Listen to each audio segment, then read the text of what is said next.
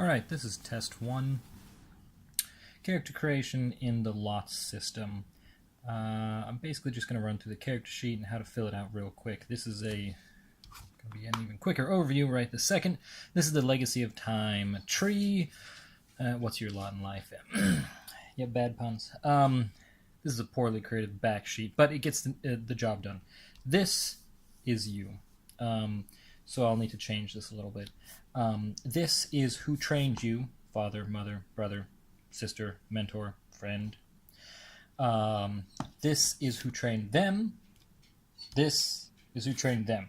So this person started off giving advice and training leadership to this person, and then to this person, and then finally to you, which makes you the incredible hero that you're going to start off as.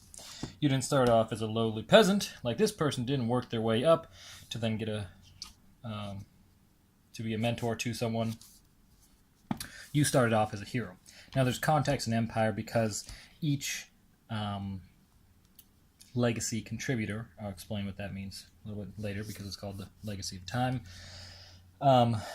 Legacy of Time tree will give you some empire, will give you some contacts, pass down heirlooms and different things, so you have some sort of you keep in touch with the past where you came from. It helps build your character so you have a more grounded understanding about him. Now, this is an odd character sheet because it is folded. That's why there's this weird stuff here. This is where you mark down your legacy, which is essentially how potentially powerful you are. This is also where you mark down the ranks for your skills and attributes. We only have 3 attributes in the game: Warrior, Professional, Pecan. This is just magic.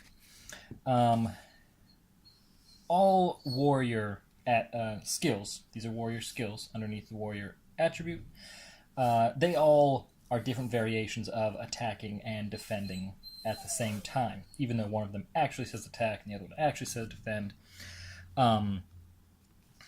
This is just what style of fighting do you have? Do you attack more? Do you stagger a foe when you attack? You hit so hard? Are you more assaulted? Do you assault them more often with maybe more attacks? Do you pressure them? Different ways of doing things. Are you more of a trickster or evader? And you can see, certain thief types might be down here, certain barbarian types might be up here. Attack and defend are the general ones that anyone can use, and they're just your standard professional way to attack and defend with that weapon or fighting style that you're using. Professional goes all over the place: perceive, athletics, heal, investigate, thieve, leadership, impersonate, influence, inquiry, persuade. And there's lots of talents, we call them, underneath to expand upon what perceive can do. But for right now, this is where you mark your aptitudes. So aptitudes for all of these attributes and skills, aptitudes, and this is your potential.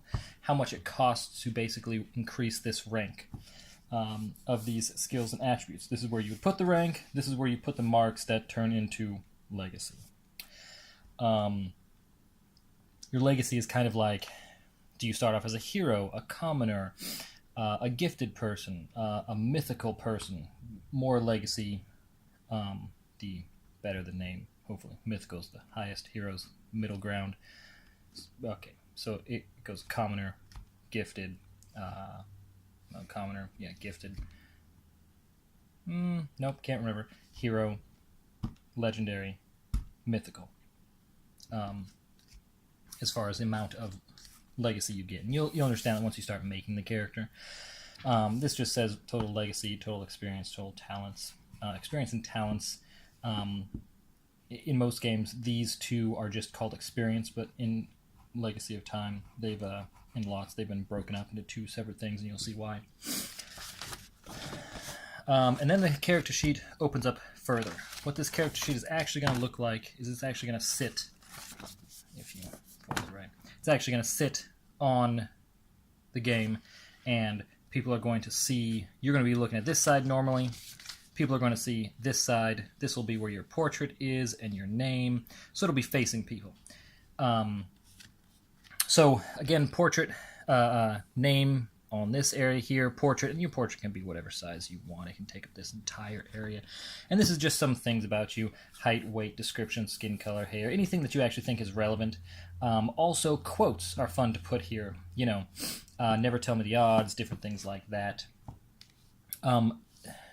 Yeah, I know these are hard to read. That says Empire, and that says Contacts. Sometimes I erase that Contacts, put more Empire, because I like a lot of stuff. Empire is one of my favorite things. But basically, Empire is just your acquisitions, your homes, your horses, even magical items, even just standard items that essentially come with an insurance policy. Meaning, if you spent Empire on it, basically, if it gets lost, broken, stolen, whatever, you can acquire another one of equal or lesser value in a relative time, and you'll probably have some common item of it in the meantime. If your horse dies in combat, you'll probably find some other horse you can grab right then until you can go and acquire another horse at a thing. You will technically in-game pay for it, but your Empire signifies that you have the money to replace your horse. It's an interesting thing. We'll go into that more. This is also a fun section over here. Morality, which is not exactly what you might think of it is. You'll have virtues up here, and you'll have vices down here. And your trust and fear are things that you can actually roll. How trustworthy are you when you go to you're talking to someone, and you just say, hey, I want this guy to trust me. You make a die roll based on how many virtues you have. If you have a lot of virtues, you're pretty well trusted. If you say, yeah, I'd like to intimidate this guy a little bit more, there is an intimidation skill, but this is another way to go about it. I would like this guy in general to fear me. You would have a lot of vices for that, because, and not that these vices mean that you're a bad guy or an evil character. You might just be an anti-hero or something like that, or you might be a really good character with just a lot of flaws, and maybe you play them quite well and no one really cares. It happens. So your morality is not are you good or are you bad. It's generally expected that if you're here, you're a hero. It's just what type of hero are you? What good things and potentially bad things do you have? We'll go over Empire a little bit more. This side and this side will become very clear once you're doing stuff. So will Empire. This side is your typical standard character sheet. This up here says disciplines and skills. So, again, these are all your disciplines and skills. Discipline, discipline, discipline. I may have called them attributes. I'm sorry. And these are then all your skills. Okay? And so the reason why there's another place to put them here is because while there's a lot on the back, there's a lot of them here, you're not going to have all of these. So you just mark the ones that are important to you here with their rank and the actual dice you roll. So when you go, hey, I want to do this skill, I want to perceive, I want to attack, I want to do something, those will just be a die number right here, and you go, oh, I'll just grab the many dice and roll that. Also, your talents are listed in these two columns. That's what these two words are, talents. And these are expanding upon your skills. So thievery is a very weird skill right here in the middle, thievery, because it covers everything from pick locks to pickpockets to stealth to sneaking to hide. So you can have all these different talents in all those different areas, and it just means that you're a little bit better at those areas. So while a lot of people, everyone in your group can have thief, the talents that you have for your thing means who's the actual better thief in that area, and there's a lot of areas you can have in there.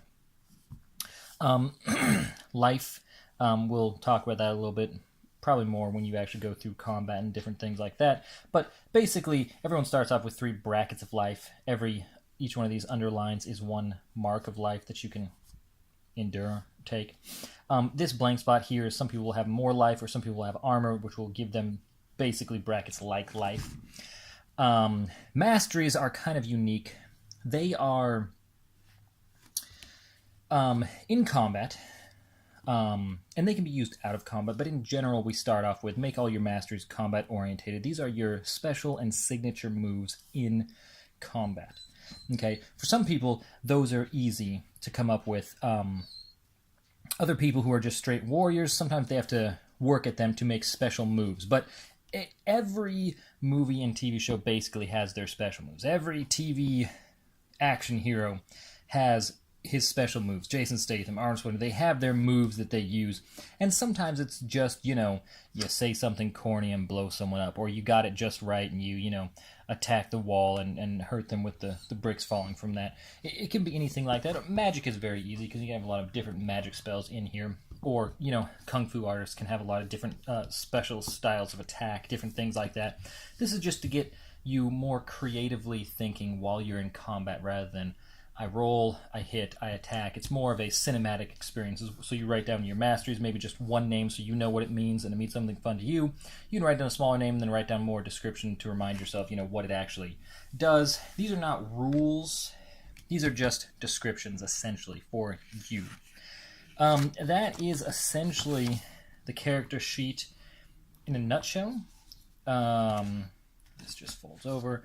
This is cardstock, so I like printing things out in cardstock. That's basically the overview. I will make a character also. Thank you.